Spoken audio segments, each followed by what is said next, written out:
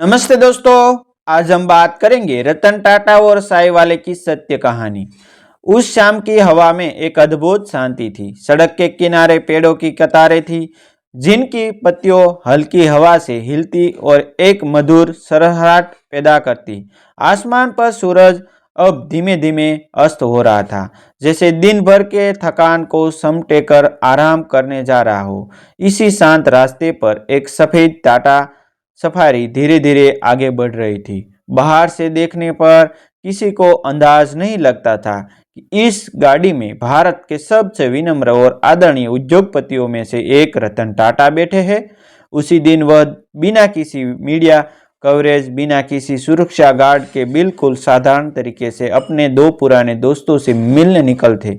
उनके चेहरे पर कोई शाह वैभव की चमक न दिखे, लेकिन उनकी विनम्रता की रोशनी हर मिलने वाले के मन में बस जाती थी। वह गाड़ी के बाहर बहती हुई हवा को महसूस कर रहे थे, जैसे वर्षों पहले के अपने सरल दिनों को याद कर रहे हो। राह के दोनों ओर फैले हुए खेत हवा के झोंकों को साथ लहराते हुए और सूरज की रोशनी उनमें सुनहरी चमक भर देती।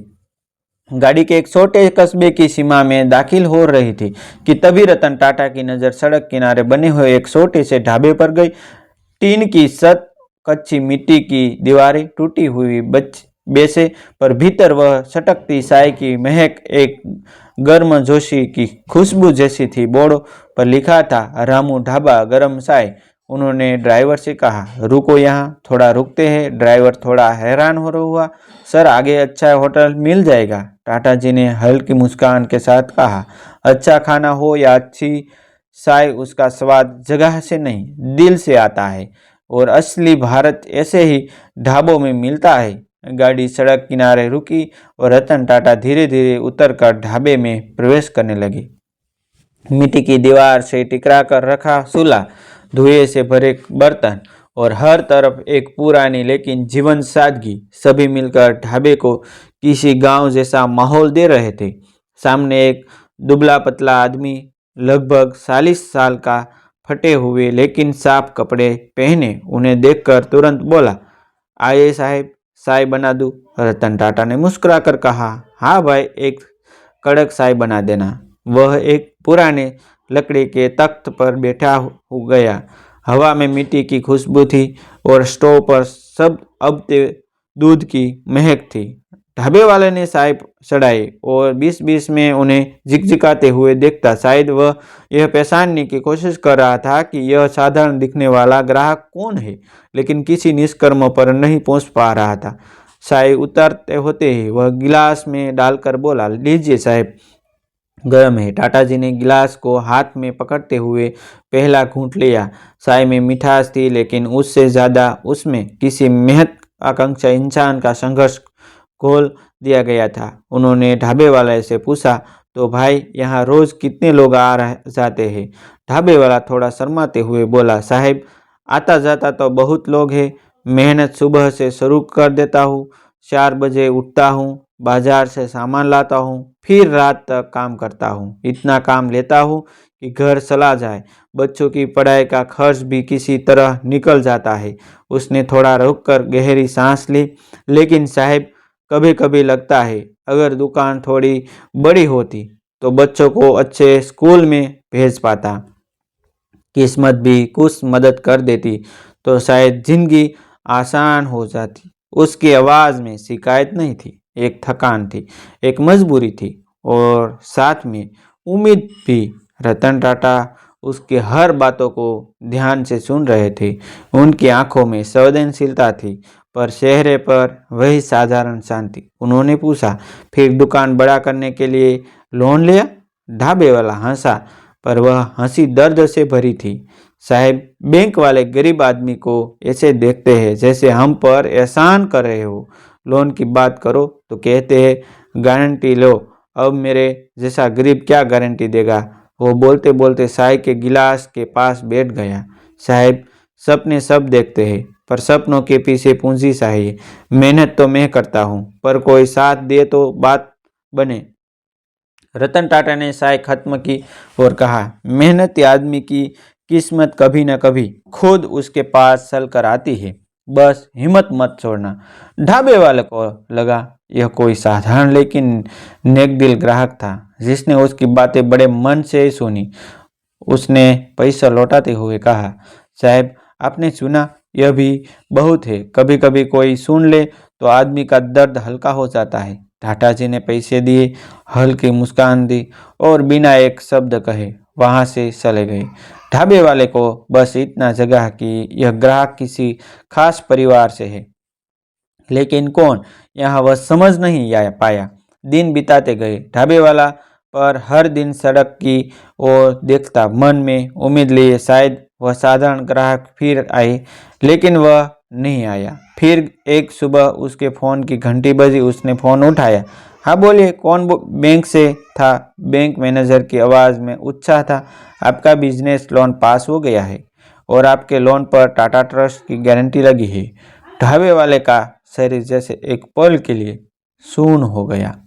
उसके हाथ कांपने लगे, आंखों से आंसू निकल पड़े। उसकी पत्नी दौड़ती हुई आई। क्या हुआ, सब ठीक तो है ने? और रोते हुए बोला, जिस आदमी ने मेरी चाय पी थी वो रतन टाटा थे। उन्होंने मेरी बात रख ली, मेरे बच्चों का सपना समझ लिया। उस दिन उसे ऐसा लगा कि उसके वर्षों से दबे सपनों को किसी ने उठाकर पंख लगा दिए हो। जिस आदमी को उसने साधारण ग्राहक समझा था वो देश के सबसे बड़े दिल वाले व्यक्ति थे। उसकी दुकान के बिस्तर का रास्ता खुल चुका था। उसके सपने ने उड़ान भरनी शुरू कर दी थी। रामू ढाबे वाला फोन हाथ में लिए सड़क के किनारे खड़ा था। उसकी आंखों में आंसुओं से भरी थी, पर उसके अंदर एक अजीब सी रोशनी जल उठी थी, उम्मीद की, विश्वास की और उस उद्भुत इंसान के प्रति आभार की जिसने शुभ साफ उसकी दुनिया बदल दी। उसने बैंक मैनेजर की बात एक बार नहीं, दो बार नहीं, कई बार सुनी। हर बार उसे लगता था कि कहीं वह सपना तो नहीं देख रहा, कहीं किसी ने मजाक तो नहीं किया। लेकिन यह मजाक नहीं था। ये मजाक नहीं था। टाटा ट्रस्ट की ओर से उसके लोन पर गारंटी लग चुकी थी, जिसका मतलब था कि उसे दुकान बढ़ाने के लिए रकम आसानी से मिल जाएगी। एक गरीब ढाबे वाले की उम्मीदों को एक महान इंसान ने बिना किसी शोर, बिना किसी उपचार के पूरा कर दिया था। रामू कुछ देर सड़क पर खड़ा रहा। हवा उसके चेहरे पर टकरा रही थी, जिससे प्रकृति भी उसकी खास खुशियों में शामिल हो गई। तो उसने आसमान की ओर देखा और मन ही मन बोला, भगवान आपने आज मेरी सुन ली। उसकी पत्नी उसके पास आई और बोली, अब क्या करेंगे? रामू ने उसकी ओर देखते हुए कहा, अब मेहनत का समय है। अब हर इस मौके को बर्बाद नहीं होने दूंगा। और तभी से शुरुआत हुई रामू की नई यात्रा की।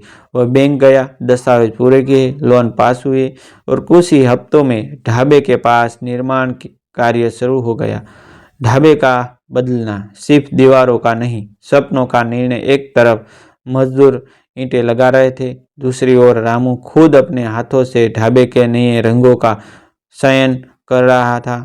उसकी आंखों में चमक थी। वह हर दिन काम की प्रगति दिखने आता था।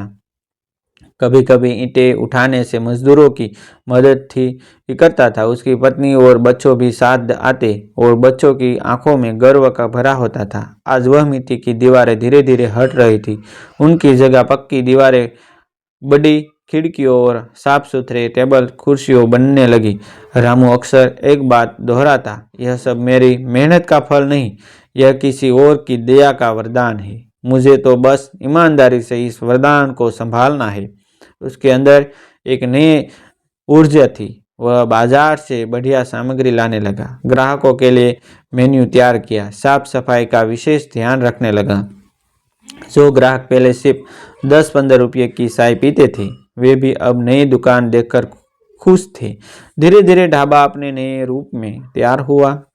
सोडा हॉल, नए टहले, चमकती मेजें और एक बड़ा बोर्ड जिस पर लिखा था, रामू फूड कॉर्नर, मेहनत का स्वाद, सपनों की उड़ान। और नीचे छोटे अक्षरों में एक सजन ग्राहक के कारण यह सपना साकार हुआ। लोग अक्सर पूछते, कौन थे ये सजन? रामू जवाब देता, भगवान के भेजे हुए कोई फरिश्ते जिनकी विनम्रता ने मेरी किस्मत बदल दी।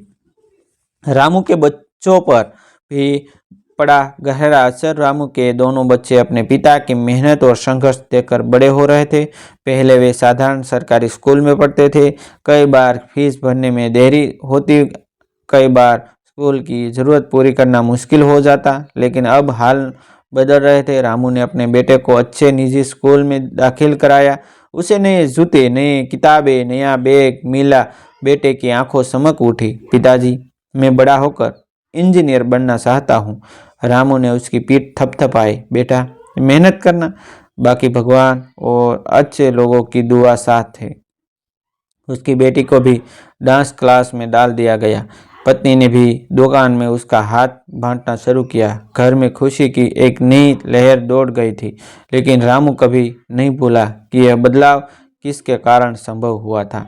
हर सुबह दुकान खोलने से पहले वह दुकान के दरवाजे के बाहर एक कप चाय रखता और मन ही मन कहता, ये चाय इस इंसान के नाम जिसने बिना बताए मेरी दुनिया बदल दी। दिन बताते गए, दुकान चल पड़ी। कुछ महीनों में रामू की नई दुकान ने झलके में नाम कमा लिया।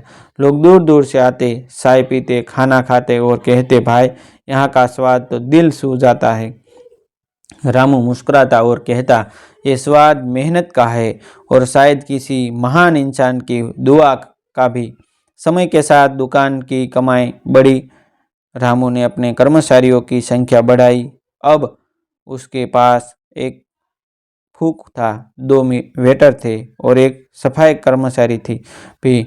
एक दिन एक ग्राहक ने पूछा, रामू भाई, तुम तो बहुत बदल गए। पहले जहाँ कच्चा ढाबा था, अब रेस्टोरेंट बन गया। रामू मुस्कुराकर बोला, बदलाव तब आता है जब कोई आपको बदलने का मौका देता है। मेरे इच्छे वह मौका एक साधारण दिखने वाले महान आदमी ने छोड़ दिया था। और यही वह दिन था जब एक बड़ी घटना हुई। वह दिन जब अपने सपने और हकीकत एक दूसरे के सामने खड़े हुए। दोपहर का समय था, धूप तेज थी और दुकान में ग्राहकों की भीड़ लगी थी। रामू काउंटर पर खड़ा बिल बना रहा था कि अचानक उसकी नज़र सड़क पर खड़ी एक सफ़ेद टाटा सफारी पर पड़ी। वही सफारी, वही पुरानी मॉडल, वही नंबर प्लेट। उसका दिल तेजी से धड़कने लगा। वह एक पल के लिए काउंटर छोड़कर बाहर भागा। सफारी का दरवाज़ा खुला और बाहर उतरे वही व्यक्ति, रतन टाटा। साधारण कपड़े, आदमी से भरी सल, चेहरे पर वही शांत मुस्कान। रामू की आंखें भर आई। वह तुरंत उनके पैरों में गिरने लगा। साहब, आप वापस आ गए। मेरी दुकान देख साहब, ये सब आपकी वजह से है। रतन टाटा ने उसे तुरंत उठाया और कहा, अरे भाई, यह सब तुम्हारी मेहनत की वजह से है। हमने सिर्फ एक छोटा सा धक्का दिया। चलो चाय पिलाओ। आज मैं पैसे नहीं दूंगा क्योंकि यह तुम्हारी सफलता की चाय है। रामू अंदर ले गया। दुकान भरी हुई थी, लेकिन लोगों को यकीन नहीं हो रहा था कि उनके बीच भारत का इतना बड़ा नाम बैठा है। रामू ने सबसे अच्छी चाय बनाई और कांपते हाथों से उन्हें दी। टाटा जी ने चाय का घूंट लेते हुए कहा, वाह, स्वाद और भी अच्छा हो गया है। रामू ने कहा, साहब, स्वाद तो आपकी दुआओं का है। आपने मेरे बच्चों की जिंदगी बदल दी। आपने मुझे सम्मान दिया। आपने मेरा भविष्य सुरक्षित कर दिया। टाटा जी ने उसे बीच में रोकते हुए कहा, नहीं भाई, मैंने तुम्हें सिर्फ एक रास्ता दिखाया है। चलना तुम्हें था और तुमने वह कर दिखाया। एक भीड़ जुट गई, पर टाटा जी ने कुछ ऐसा कहा जो सबको छू गया। भीड़ धीरे धीरे दुकान में भरने लगी थी। लोग तस्वीरें लेने लगे, वीडियो बनाने लगे, लेकिन टाटा जी ने हाथ उठाकर कहा, दोस्तों, मैं यहाँ हीरो बनने नहीं आया हूँ। असली हीरो ये आदमी है जिसने अपने परिवार के लिए, अपने बच्चों के भविष्य के लिए रात दिन मेहनत की है।